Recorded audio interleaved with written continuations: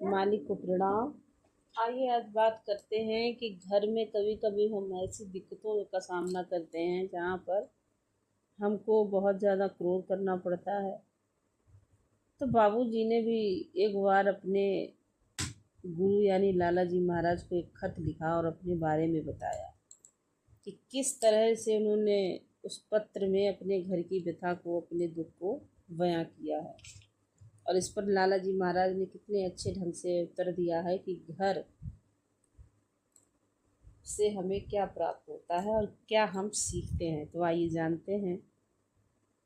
तो बाबूजी ने लिखा है कि मैं घर में इतना तंग किया जाता हूँ कि कभी कभी घर से भाग जाने की इच्छा होती है और कभी कभी तो मेरा विचार होता है कि मैं स्वयं को क्षति पहुँचा दूँ। जबकि मैं असहाय हूँ, ज्यों ही घर में पहुँचता हूँ कोई ना कोई ऐसा तरीका अख्तियार किया जाता है जिससे मुझे क्रोध आ जाए या मैं अभद्र व्यवहार के लिए बाध्य हो जाऊँ। यही कारण है कि मुझे क्रोध करने की आदत पड़ गई। इसके कारण मुझे बहुत हानि भी उठानी पड़ती है। उदाहरण, घर की चीज़ों का तोड़ा जाना। क्रोध अधिकतर अपने घर तक ही सीमित है।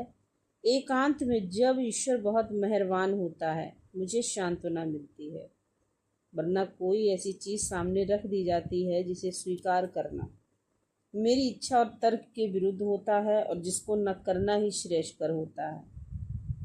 ऐसी बातें अधिकतर तब होती हैं जब मैं कचहरी से लौटता हूँ या फिर मैं कड़ी मेहनत के बाद थक जाता हूँ। किसी ने कहा है कि घर के कांटे गुलाब और जन्नतों के फूलों से बेहतर होते हैं। अब आइए जानते हैं लाला जी का बाबूजी को उत्तर। उन्होंने दिया कि अपार कष्ट मिलना अच्छा है। घर विनम्रता और धैर्य की पाठशाला है। कुछ लोगों का विचार है कि इन परिस्थितियों में धैर्य तपस्या समझी जाती है और यह अन्य प्रकार की तपस्याओं से श्रेष्ठतर है। इसीलिए क्रोध और दुख के बजाय मनुष्य को गैरत का आश्रय लेना चाहिए। गैरत एक भाव है कि व्यक्ति स्वयं कसूरवार है, हालांकि वास्तव में वह कसूरवार नहीं है। पश्चाताप वह भाव है जब कोई व्यक्ति दूसरों के द्वारा डांट डपट किए जाने पर यह मानता है कि वह स्वयं वही कसूरवार है। ऐसे में उसे धैर्य का सहारा लेना पड़ता है। धैर्य, सहनशीलता और सांसारिक दुखों से छुटकारा पाने के लिए दूसरे लोग जंगल में अकेले रहकर एकांत में साधना करते हैं, लेकिन हम लोगों के लिए कुटुंब के सदस्यों, मित्रों और सांसारिक लोगों की झिड़कियाँ, व्यंग और डांट फटकार की सच्ची तपस्या है।